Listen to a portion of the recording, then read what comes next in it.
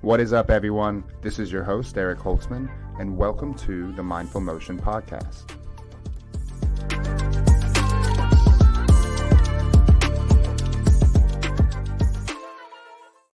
What's up, everybody? I'm here with Steven Van Zandt, one of my friends.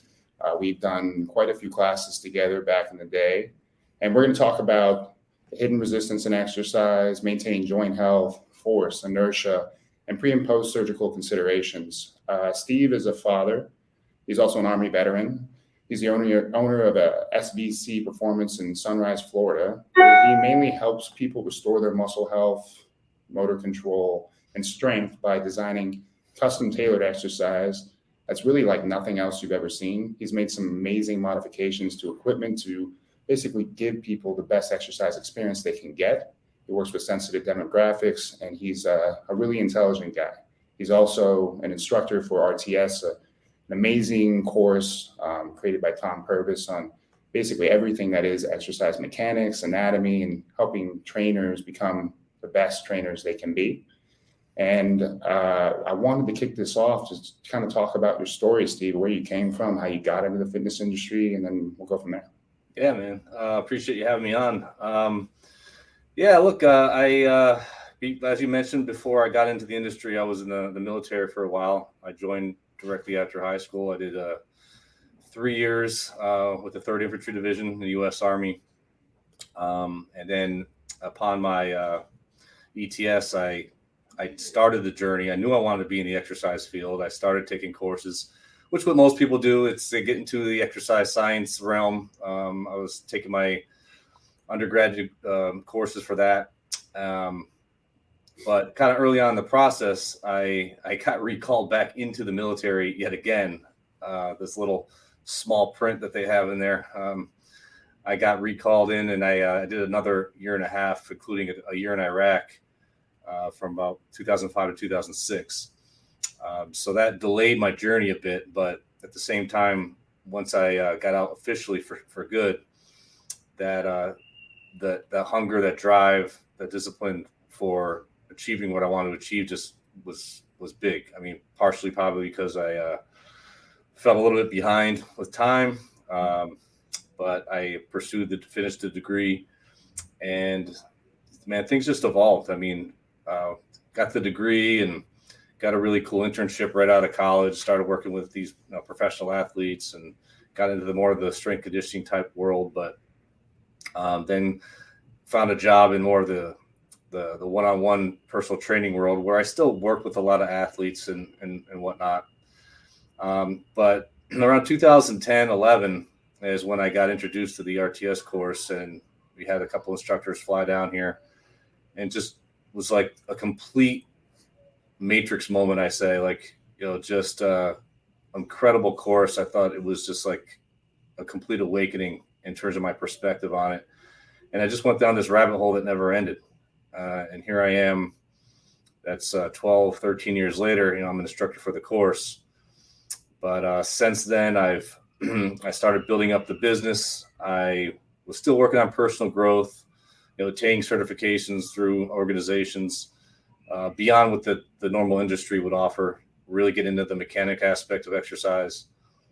And then I decided, in order to deliver the experience I thought exercise needed to be, I needed to really open up my own facility. There's no other place I felt that offered it the way I wanted to do it. And so that's what I did. I opened up a facility and was there 5 years. And then for the past 3 years, we've upgraded to a great facility here in Sunrise. It's twice the space, and now we have a massage therapist working here. I have some physical therapy office in here, and I'm working on growing the training staff.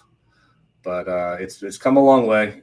That's kind of the short version of it, but it's just how things have been rolling, right? And I've just been lucky to kind of just meet people through all walks of life and through this industry that's kind of developed me who I am today. And it's just still going, man. I'm still just kind of riding this wave and see where it goes.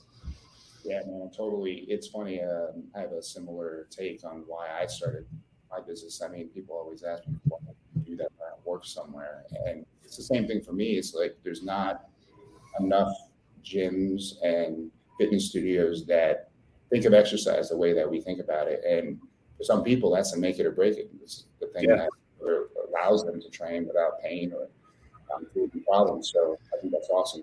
I guess it comes with some challenges, doesn't it? Yeah, I tell you, and the interesting thing about all that, man, is since I've been teaching, I'll get a lot of students from Miami, which is a really hot spot for fitness, right? I mean, you think of Miami, you think of people aesthetically just walking on the beach and wanting to look good, and that's obviously not how we just look at exercise. But I get a lot of trainers from there that work at these big gyms with a lot of other trainers, and when they go through the course and they come out with this total different perspective on it, it's amazing how much they grow within these places and they outgrow these facilities, and then they come into the same issue.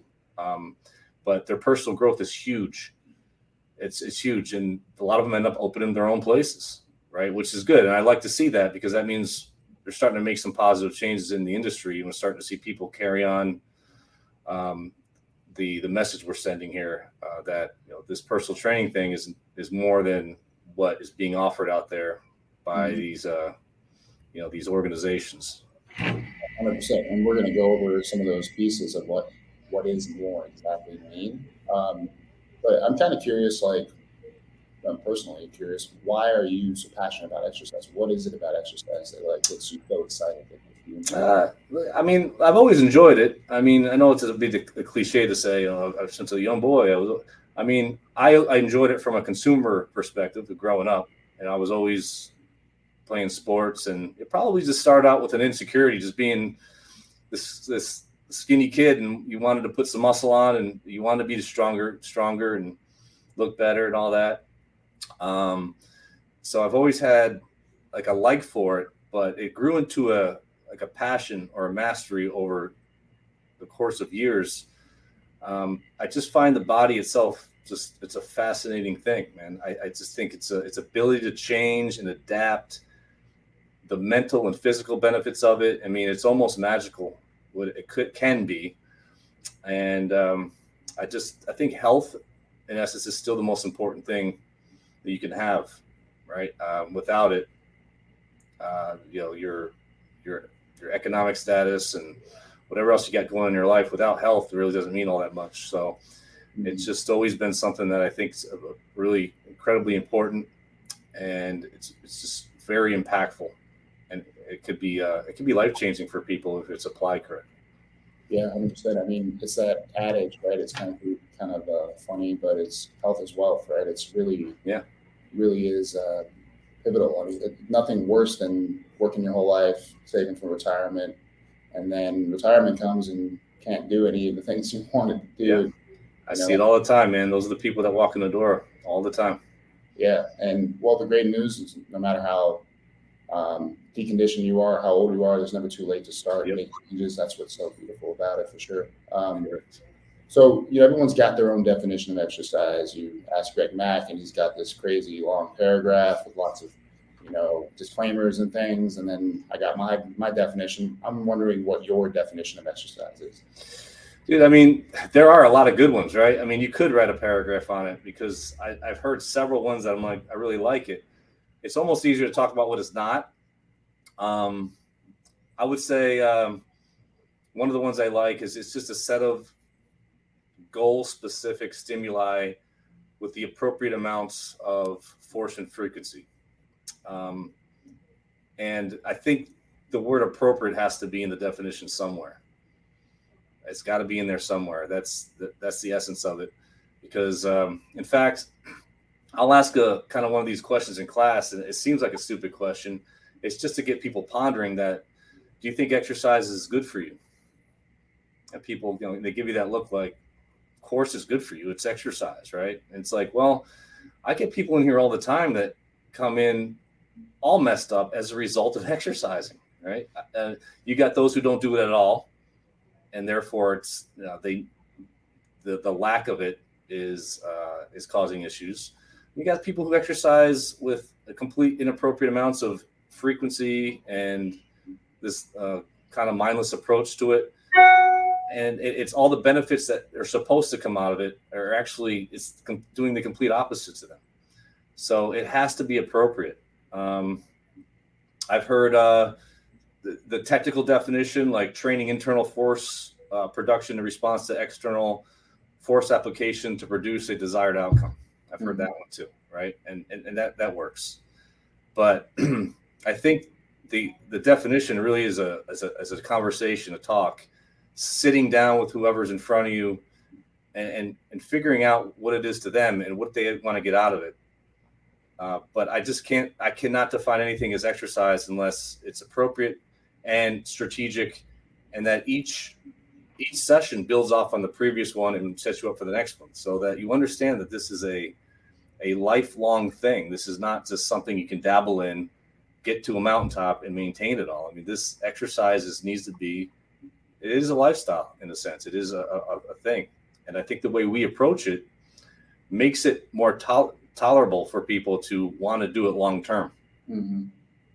Right? Yeah, it's funny, man. Some of the most brilliant health influencers out there, like Peter Attia and amongst many others, who are brilliant scientists and physiologists, and they understand the body great. We talked about this, but like, there's not ever really that mention of tolerance and appropriateness. Like, they'll suggest do 300 minutes of Zone 2 cardio a week, and it's like, wow, that's, if you don't do any, like, you're going to go from 0 to 300 minutes. There's not really discussion around that, and I understand that it's not their job to talk about all those nuanced details, but it should be at least in the mix, and I guess that's what we're trying to put out there. You know, there are a lot of facets of exercise, and some of which are really focused on like reps, weights, things like that. But I don't feel like the fundamental component of like force. What is force? Like, that's never really talked about. I think people could benefit from having a general idea of what that is. Could you describe what force is? And man, might be important to understand that. It's everything. It's absolutely everything when it comes to exercise. You're right, man. It's amazing. I went through the whole exercise science degree and did all the little steps you should take if you're serious about making a career in this. And I can't recall really any course just talking about it, right? You know, we're worried about the physiology behind exercise and the Krebs cycles and fast twitch versus slow twitch fibers and all these things. And then yet when it's time to actually have somebody in front of you and apply force to someone's body, we're not thinking in those terms. We're just making people do memorized exercises with a perceived benefit to it. But force, if we're going to define it, it's simply a push or a pull exerted on one object to another. And you could argue a push and a pull is the same thing. It's all perspective based. But I think when people hear the word force, like your average person hears it, they think force is a lot, like forceful, right? Something's being crushed, forceful. What do you mean force? It's like, well, there's a magnitude to force, but force can be very, very light, could be a lot, right? But force is just force. The key is how much force is appropriate and how is it applied to the body to assure that you're getting the best out of your exercise experience. Because force doesn't just have an amount, it has a direction. And that will determine how it influences an object. So if we're applying to the body, you have joints and you have forces on your joints. And well, what do your joints do? And there are these exercises considering what the structural realities of what's happening inside the body, because a poor force could lead to undesired outcomes, right? So when you're exercising, you got this internal force production in response to an applied external force, and it's used as an agent of change. Well, what kind of change do you want is the question, right? I could have a hammer and hit you on the forehead for about 10 years and grow a unicorn, from very specifically applied force. I don't think that's the outcome you're looking for, right?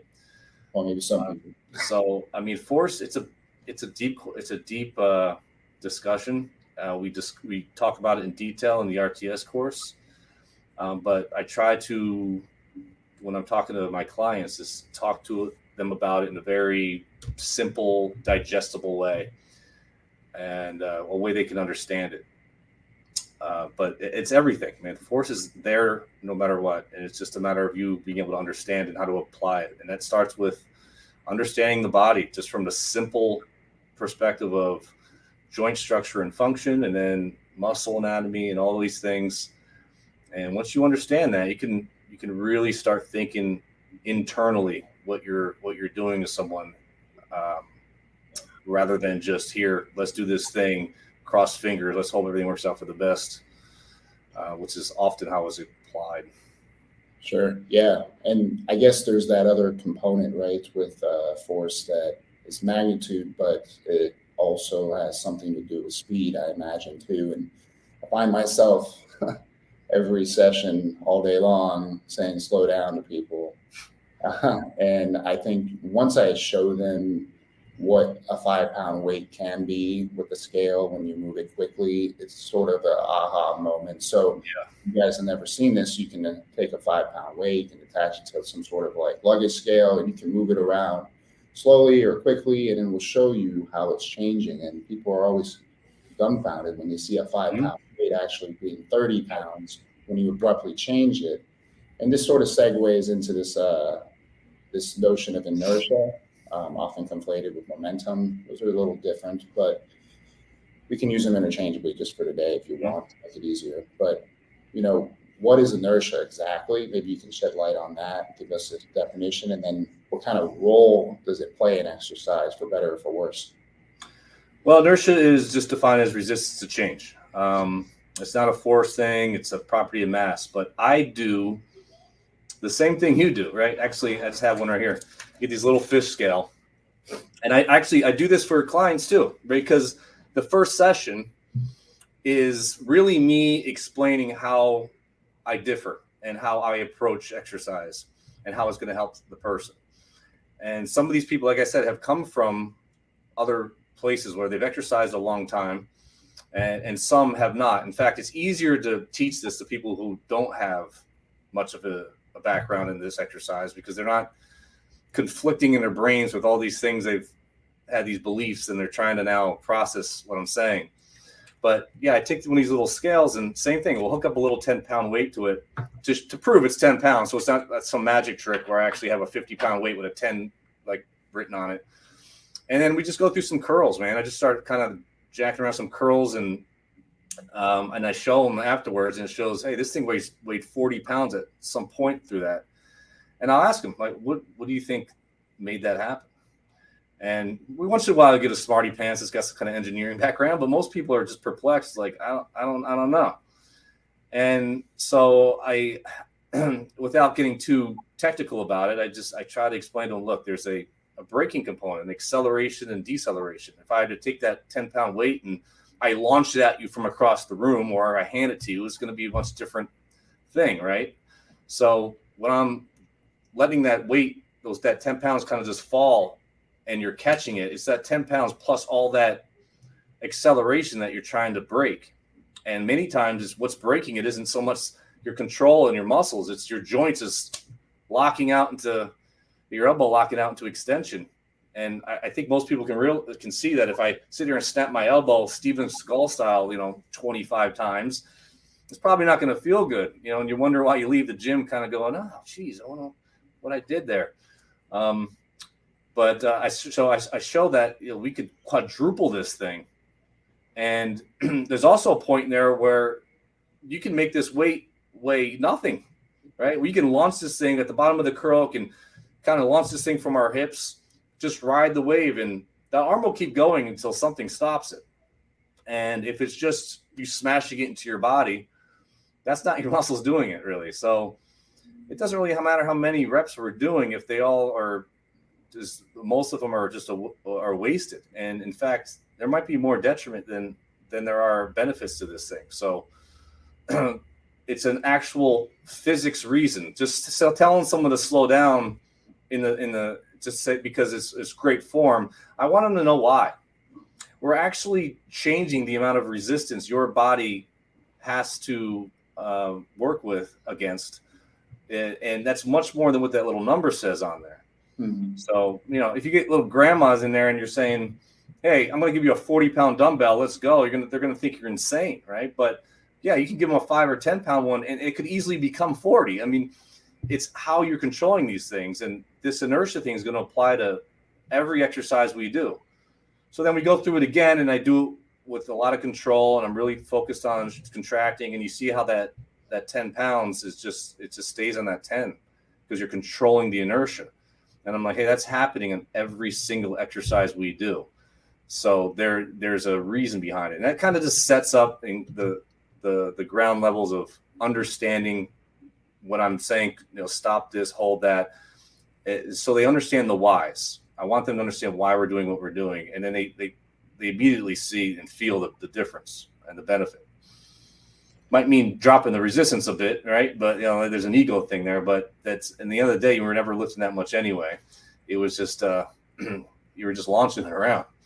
Yeah, I mean, it's quite disturbing and alarming when you think doing a 200-pound barbell squat might be 800 pounds if you're dropping and catching it. Yeah, at the bottom. And then you get on one of those nice YouTube reels or something where you can't get up and you crash it and pass out at the bottom. Yeah, that's not probably great for health. Certainly not for joints. And so, what way can these inertial properties, when you say bring this potential harm to joints, right? And we're trying to maybe maintain joint health long term. I mean, what kind of issues can come up when maybe you're not owning the weight and you're letting these inertial properties kind of jump in unknowingly? Well, I mean, you can have an injury, but this could be something that's accumulating over time too. I mean, look, you can get away with doing really poor executed exercise for a long time, but eventually they're not having issues happening inside. You're not looking in the joint. I look at it like this. I look at it like smoking, right? And if you've ever been in one of these body exhibits where you see they have all the cadavers there and you can see they have no skin. You can see all the muscles on the bodies. They're really cool. Somewhere in there, they had the lungs and the impact of smoking on the lungs and how blackened they are. And then they have a little place where you can throw your cigarettes away. And people were disgusted when they were looking at it like, oh my God. So people deciding to quit right then and there. And I just wonder sometimes if we could see inside like the daily toll of these crummy forces over time, just accumulating, developing arthritis, bone spurs, all these things.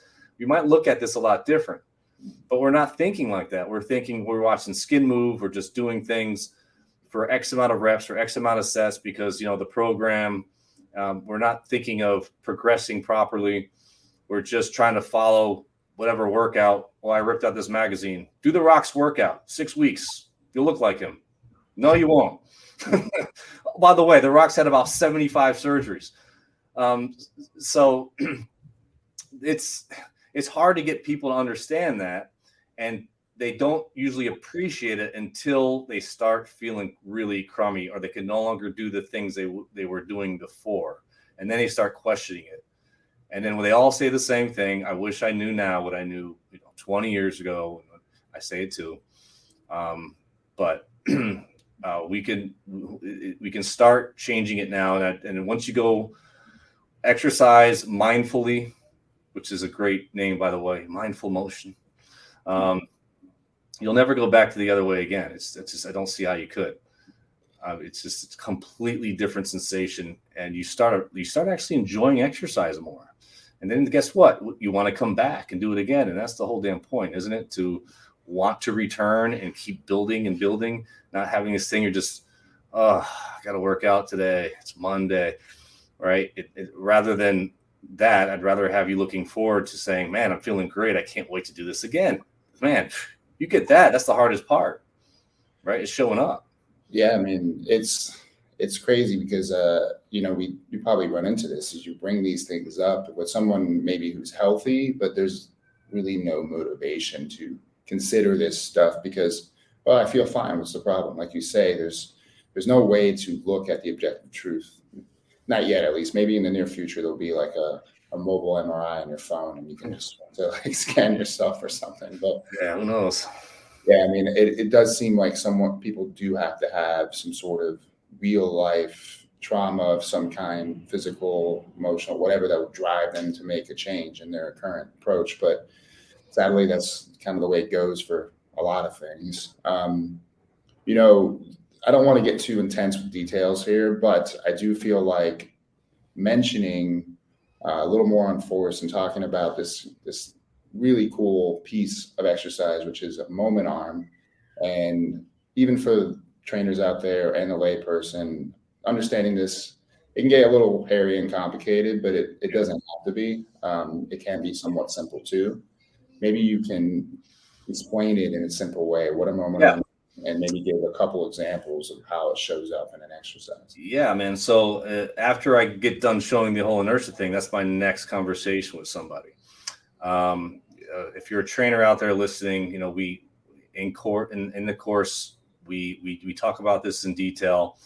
And your moment arm is, you know, you have an axis of rotation with whatever joint you're using, and I'll tend to use like the shoulder. And I don't know if you can even see my arm through this thing, but and then you have a weight in your hand, and you got a line of force. Basically, wherever that resistance is trying to bring you, you have this line, and then the axis of rotation where this joint's pivoting around. The distance between those two things, that perpendicular distance, is considered your moment arm. It's just how much torque is on the joint. So if you're holding a dumbbell or something to your side and you're just kind of standing there and it's hanging out, and I'll give them whatever, 10-pound weight, 5-pound weight. I said, you could probably do that all day, right? And like, yeah, I mean, the only thing that's really going to give out over time would be your grip, you know, to your shoulder. If it's just kind of hanging out to your side, there's no resistance, right? It's balanced right through. But as you start lifting that arm, the further and further away that resistance gets from your shoulder, the heavier that dumbbell gets, to the point where when you have it straight out to the side at a 90-degree angle, that's the heaviest point it gets. Can't get any further away than that. If you continue to go, that weight actually gets closer to the shoulder again, and it gets lighter. That's happening, again, in every exercise. Nobody talks about it or looks at it. So that's another massive influence.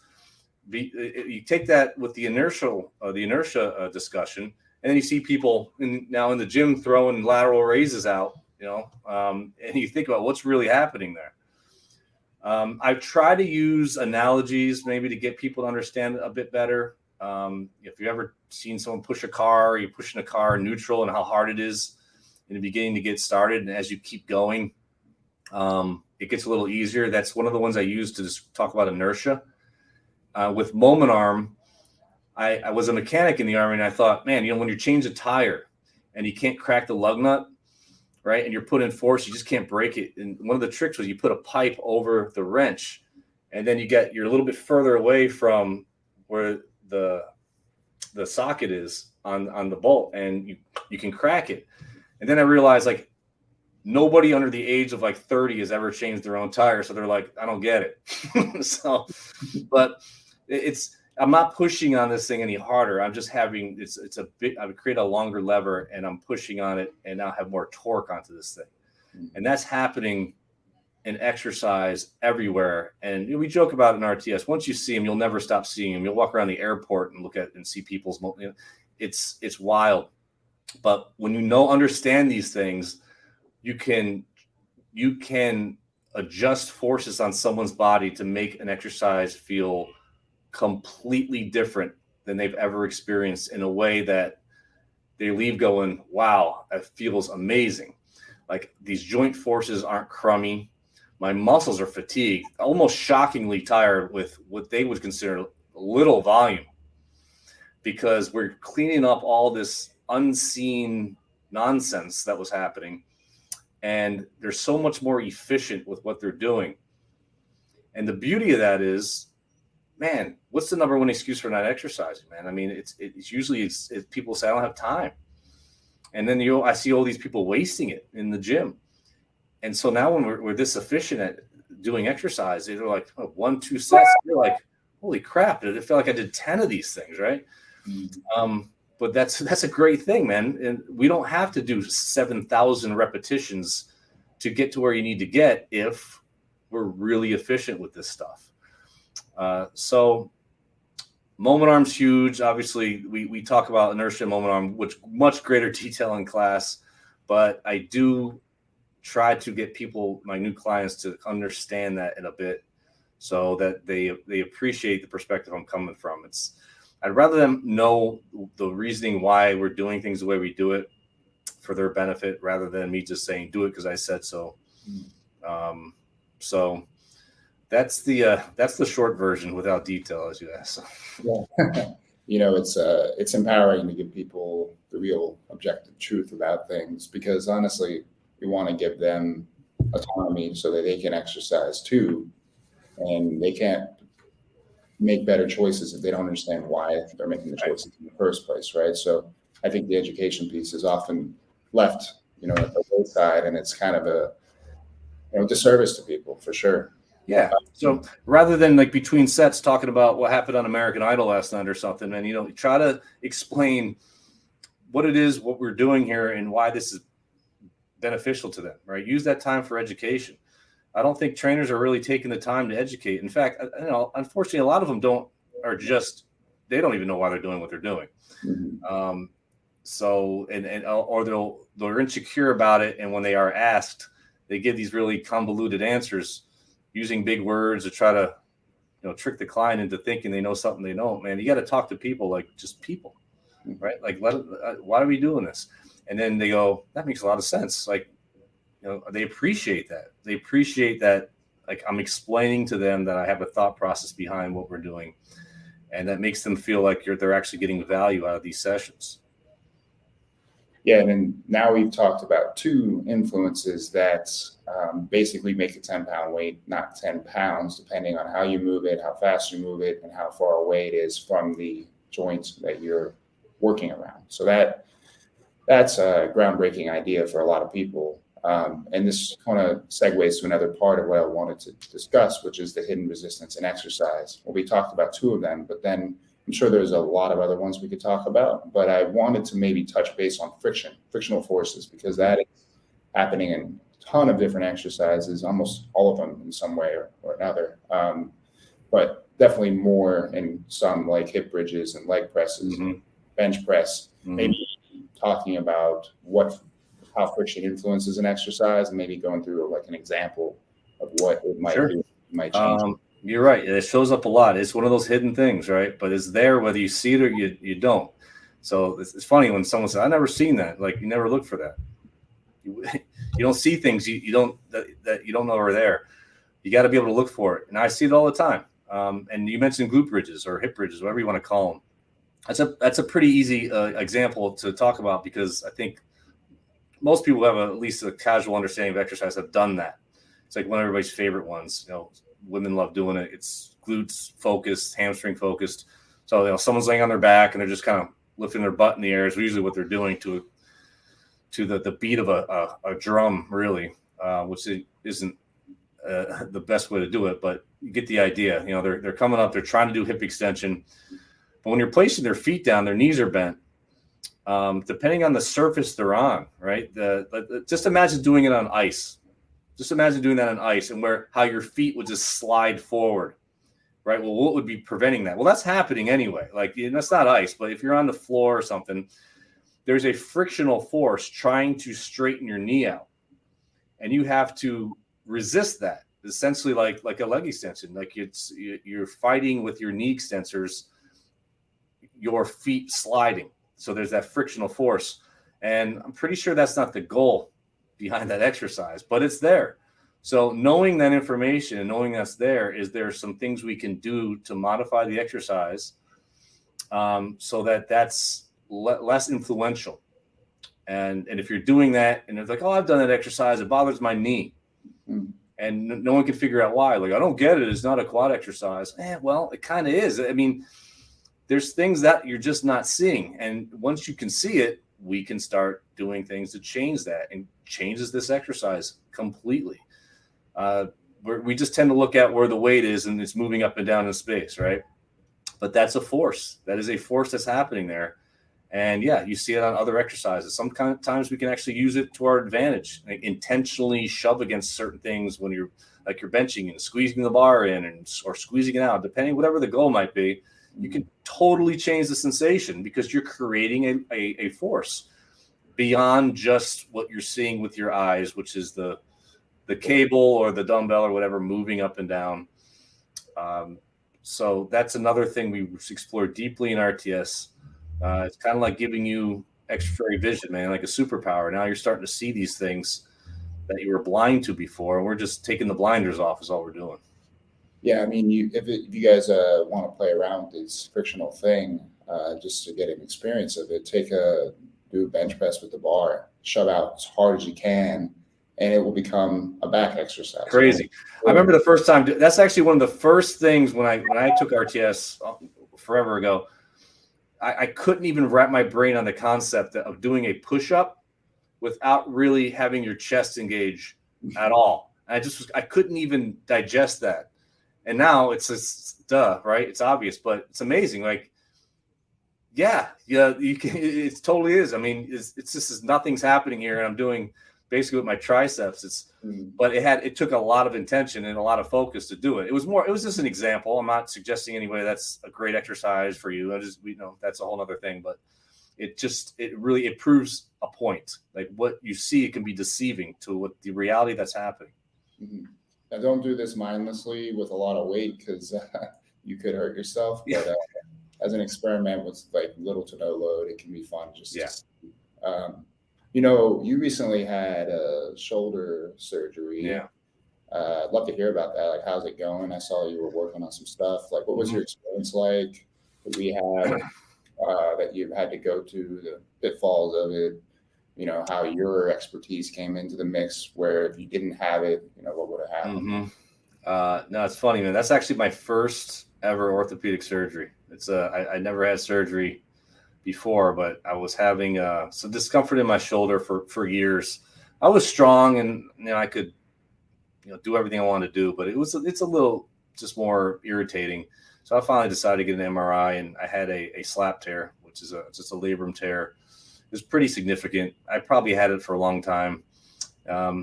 Look, before I got into this exercise realm and all that, I was, like I said, I used to just beast everything in the military, played sports, worked out, stupid, just like everything I'm criticizing now. So this could just be something that was just kind of a ticking time bomb. And I thought, I'm not getting any younger. Let me just go ahead. I'll get this surgery. And it was a bit of a bummer because I hate being limited, but the other part of me was excited because I get to play with this thing now. I get to try to rehab myself and see what I can do. And it was funny because I'm sitting there with the ortho, and he goes, the first thing he says is, don't do anything for like 2 months, basically, like this. And I'm like, there's no way that's happening. Don't lift any more than 5 pounds, he says. And then we just got done talking about it. Like, wow, are we talking 5 pounds of load, 5 pounds of resistance? What are we talking here? So I think he got the idea that I was a little different. And he's like, why don't you just take it easy? I'm like, got it. Take it easy. Okay. And so I was in the sling for about a week. I couldn't take it beyond that. I was just really, it's more, you don't really need it. It was more just a awareness of not to do something stupid. Like you just react, something's falling off the shelf, you catch it, But I have this probably unrealistic, I have this unrealistic belief that I'm going to heal half the time everybody else is going to heal. So when he tells me it'll be 6 months, I'm like, it'll be 3. Well, no, I'm still kind of dealing with some of the repercussions of it, but overall it was going really great. I got range of motion back really quickly. And then just understanding progressing slowly. And by the way, I went into the surgery getting as strong as I possibly could prior to even getting the surgery, this is something for people to know. If you're going to have surgery, like don't hold off on strength training if possible before, because it will help you recover better. So I went in there really strong, and then just using what I know, able to build up strength around the joint without doing anything crazy. But that's been about 6 months ago, and I have full range. It's still got a little bit of inflammation in there and all that, which I'm working on. But it's good. I think it's a good educational experience for me to have that and build it. It helps with the perspective when someone else comes in with these things. Like I've lived it. I kind of can relate. think so. From that aspect, it was good. I mean, no one likes getting surgery. It wasn't something I wanted, but I looked at it as a positive from that aspect, that it's a learning opportunity. And I like the challenge of kind of starting from scratch and building up from there. Yeah, I've had my own, and it does help you relate to people who go through that. You mentioned taking the sling off earlier, trying to do things as soon as possible. And I know I'm not saying people should do that without any knowledge or Right. take your doctor's advice, but there does seem to be sometimes a little too much tenderness to get moving again. And when we think about cutting a tissue and reshaping the materials, laying down the tissue, making sure it's healing properly, and coming back quicker, it does seem like movement and some sort of stimulation through contraction is sort of helpful in aiding that process. But a lot of people don't do that, or they do it way later. I guess I'm just curious if did you feel like what did it look like for you? Did you start the first week, started doing little things, or did you wait a month? Like, when did you start actually applying? Yeah, I took about a week where I didn't do much. And then the second week, I was already just doing some really, really easy, like passive motion stuff that's really, really light. Take them out of their arm, just moving around. I actually had somebody, I do have a therapist here, just kind of just gentle moving it through some ranges. But I say within a couple weeks, 3 weeks, I started applying some really light force. And that goes back to our first question, right? It's like, I'm not suggesting we go out there week 3 and I'm bench pressing, that's not where I'm going with this, but to do nothing can also be a problem. And it creates apprehension too. When people are told, don't do this, don't do that, don't do that, don't lift, don't grab a coffee cup. Like, even when the tissue heals, some of this, I think this thought that I'm going to get hurt can create pain in itself. This apprehension, this being scared to do anything. It's like, your body's very robust. It's all about the appropriate amount of force. So putting the appropriate amount of force on it, right? So very, very, easy ranges I could control, right? It would just maybe going out about 10 degrees, 15 degrees of abduction, doing things in that plane, fine. And over time, I get a little bit more range. And you gotta be patient with it, right? And work with what you have available to you. I can't force what I'd like to have. This is what I have, and this is what I get to work with. And then do enough to show up for the next day and do it again. That is progression. That's a lesson in exercise, man. I mean, it's doing nothing isn't very helpful. Doing too much isn't helpful. Somewhere in between, there's the appropriate amount of stimulus that helps healing, that helps recovery. And it's a really good lesson about how you should approach things in terms of your overall exercise perspective. Like, just building little blocks over time, and over time, man, you build a huge house, man. It just doesn't happen overnight. I get impatient like anybody else does. I want to go out there and just kill things. It's still in me. There's this old habits die hard, but you'll pay the price. If you do too much, you'll regress, right? So that's it sucked, but it's fun from the educational perspective, right? Yeah, I can totally understand that. Everybody who trains wants to progress, wants to get better, wants to do it quickly. Understanding your advice and patience is huge. I have a big poster in my gym that says patience, just to remind me, because I have the same issue. I still struggle with this. I guess I'm curious, we both follow this rule of micro progression. You're kind of outlining it with what you're talking about after your surgery. Maybe if you have some personal insights, professional insights on how you describe appropriateness and progressing in a micro fashion, and how someone can determine if they're doing that well or if they're going off course and not following that. Like, what kind of signals might they feel or see within their training, recovery, and so on. Yeah, I think a lot of people have been led to believe that some of the effects of exercise that aren't necessarily good are appropriate, right? soreness, excessive soreness, can't walking down the stairs backwards and all this stuff. And wow, what a killer workout. And, we know that that's a sign of injury, that is not an appropriate progression.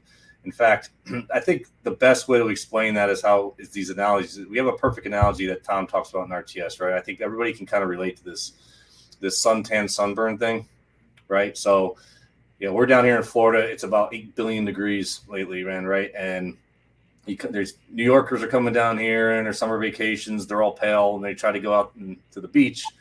And it takes about 10 minutes to become a lobster, right? So they want to play out in the sand all day because they don't get to do it where they live. And they can barely move the next day, right? They're completely sunburned. And what happens is when that happens, you have to avoid going out until you recover and heal, right? Now, had they just maybe went out for a few minutes and then the next day a few more minutes and the next day a few more minutes, right? By the end of their vacation, they may have been able to tolerate most of the day out there with some sunscreen, of course, and not feel burnt. But they start seeing a tan develop, even though they don't think they were out in the sun long enough in those first few days. It means they've already developed an adaptation, regardless of they didn't have to get burnt to get there, right? But their body started adapting, started building up a tolerance. And that's the same way we look at exercise, man. I just see people getting sunburn all the time. They get sunburn and then, do 8,000 chest exercises every Monday. And then by the time they heal, it's next Monday. And, that's just the way they've grown up thinking that's how the best way to do it.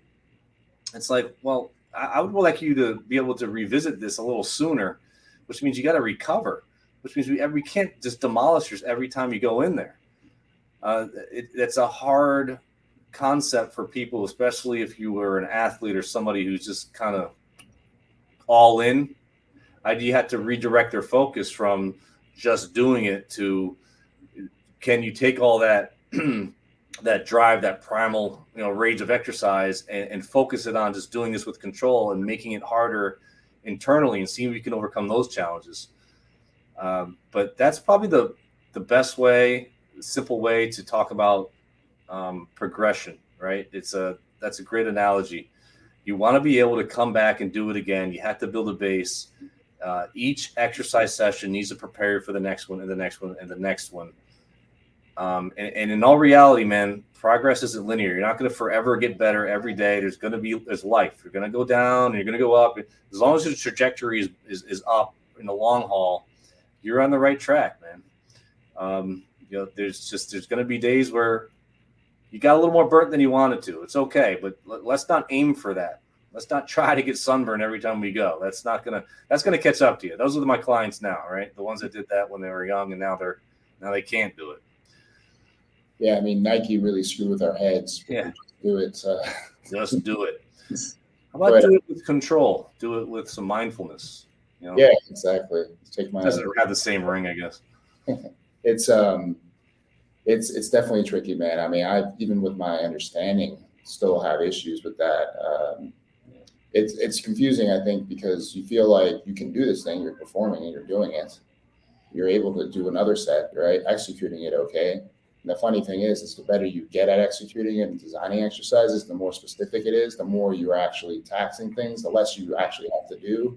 So you start doing more, it causes more intolerance. And that's the kind of problems that I've run into. So there is a difference between what you can do and what you can tolerate. And I guess what you're saying is how you feel the next day, how you're moving around, how you are, the joint sensations. Those are all insights of how well you're tolerating that thing. Yeah, the best testimony you can get is when somebody is done with their session or they come in for their next session and you say, first question I have, how do you feel? How do you feel today? I need to know how you feel today. That's gonna influence how we were going to approach the session today. And they go, I feel great. I feel better than I did when I walked in. And I feel better than I did from the last session. Isn't that the freaking idea of this thing? Yeah, that's exactly what we're supposed to be doing. I don't want someone texting me the next day, dude, can't move, That's not a badge of honor. Anybody can do that to somebody. the whole idea of exercise is to move better, feel better, be stronger, right? But we've been brainwashed with this idea. In order to achieve that, we need to not move as well, hurt more, walk less. Somehow that's going to overcompensate, and the end result is going to be we're going to move better. And it doesn't work that way. No, yeah. I mean, you can't recover from what you can't tolerate. Yeah, exactly. What we say, right? Perfectly said. Switching gears real quick, because it does kind of tie into all this. The mental component of this, your mind, your intention when you're lifting, and where you place your focus and how you try to move the weight and what you're moving it with seems to be a thing that's never really discussed. And when you direct someone's mind and intention towards contraction and producing movement through contraction, it seems to transform things for them.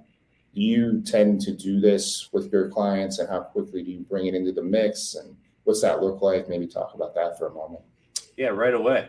Right away. And in fact, I like doing that with people who, let's say, we're getting on a leg extension or something like that. And like, oh yeah, I've done this one. And, they're just kind of throwing it around there.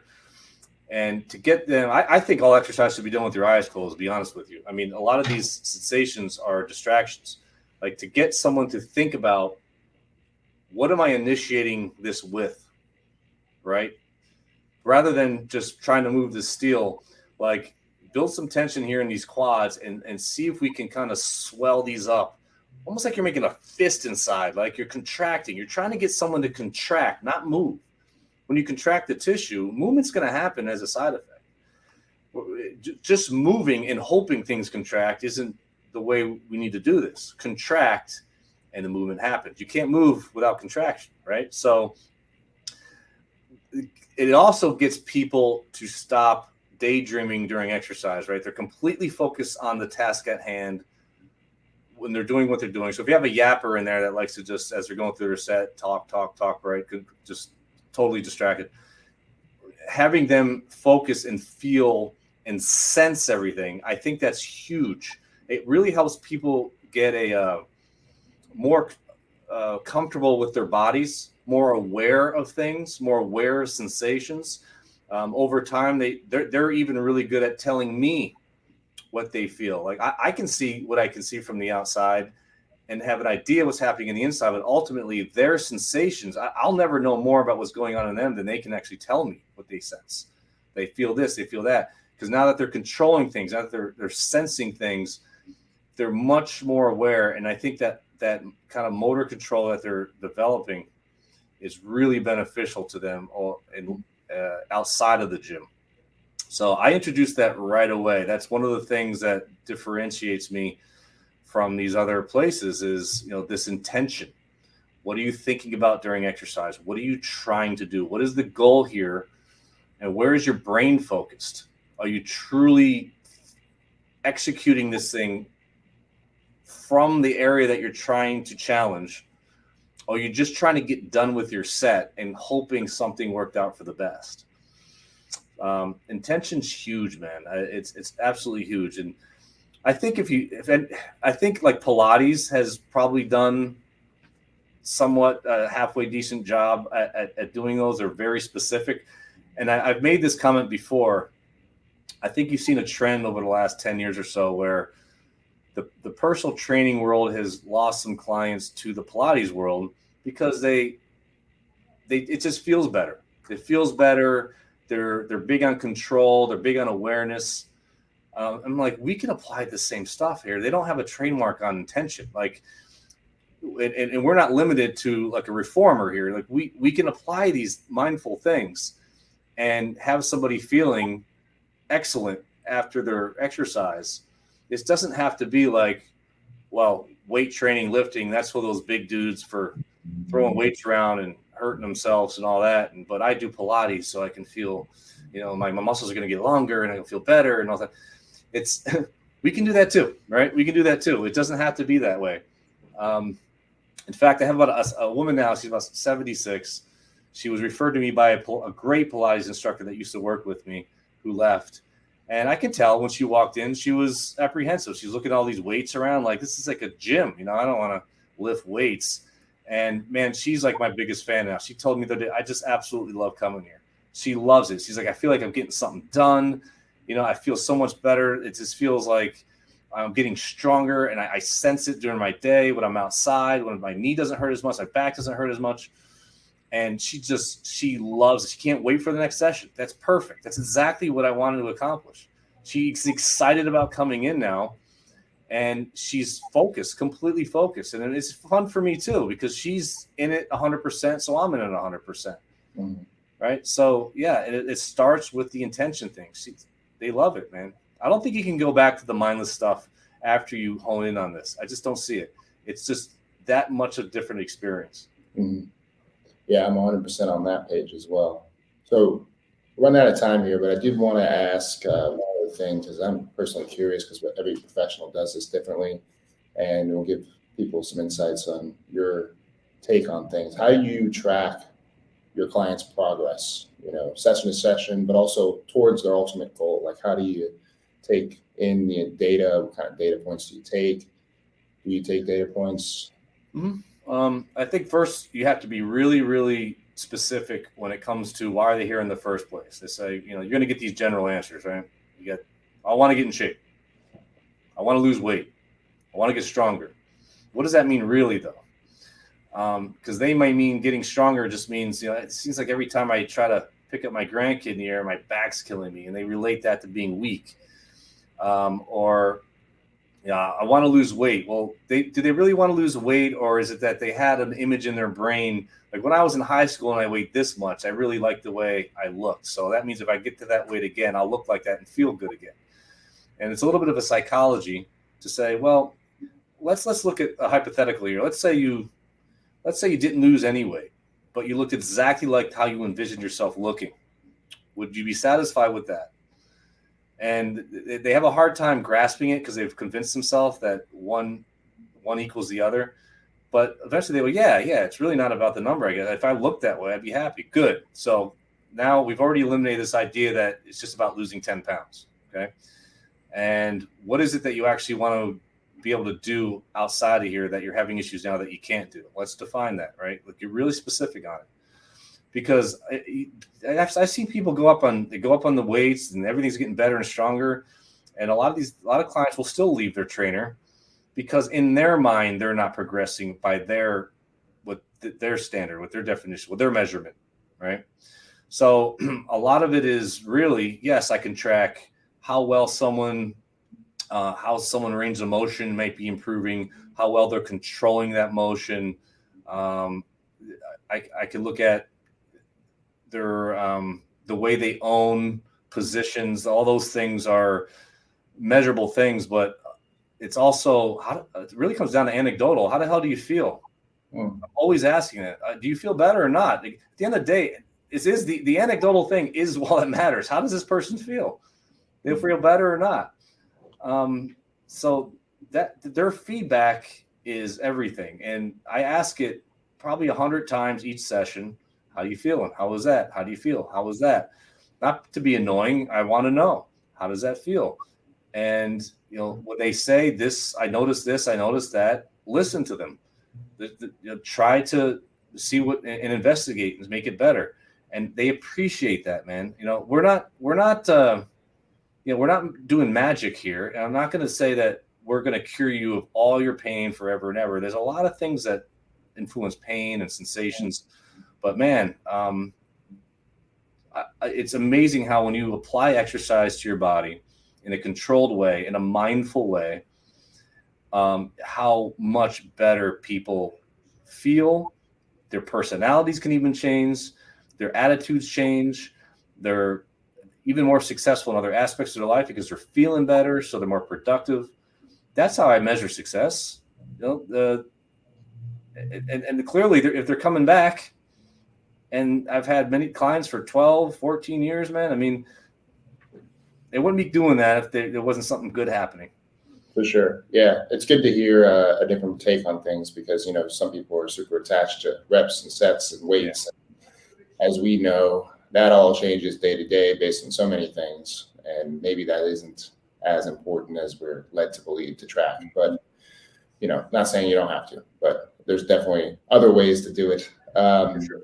So I know you got to get out of here. I do want to make sure that if there are trainers listening to this, where can they find more about you, RTS, and if there are people somewhere in Florida, maybe listening to man. this. So I do have a website. It's SVZ, performance. Let's see if I can do this with the camera. Boom, svzperformance.com. And I'm in the midst of kind of revamping that. And starting Saturday, I'll be filming a ton of content that I've been saying I was going to do for probably about 10 years now, but I'm actually doing it. So look out for that. There'll be a YouTube channel. There'll be a lot more social media content. I've been a little quiet on there because I've been waiting for this. So you can find the website. You can find me on Instagram, SVZ Performance, Facebook, SVZ Internal Performance. And if you're interested, if you're a trainer out there and you're interested more about the RTS, I do have a course coming up starting in August. And if you can sign up at least a month early, there is a discount. So you're only a few weeks away from that. So you can look at resistancetrainingspecialist.com, or you could just type in rts123.com. It'll link you to the same site. You do have to register and create an account, and then you go through schedules and courses, and you'll see SVZs come up in Sunrise, Florida. We're teaching that starting in August, and there's 3 courses: August, September, October. So you can find more information there, and that's it. I mean, if anybody wants to reach out to me and shoot me a message on social media, that's a good way to get a hold of me. But yeah, I'm here. I might not get to it right away, but I'll get to you. Cool, man. Thank you. I just heard your Kaiser compressor kick on. I don't think that's what that was, because I don't have one. So I don't know. All right. Well, dude, thank you so much for doing this. I appreciate you taking the time. I think we still have a ton to talk about, so maybe we can do another one in the near future. Yeah, anytime. I appreciate it. All right, man. Well, I'll let you go, and thanks again. Talk to you soon. Yeah, man. Thanks.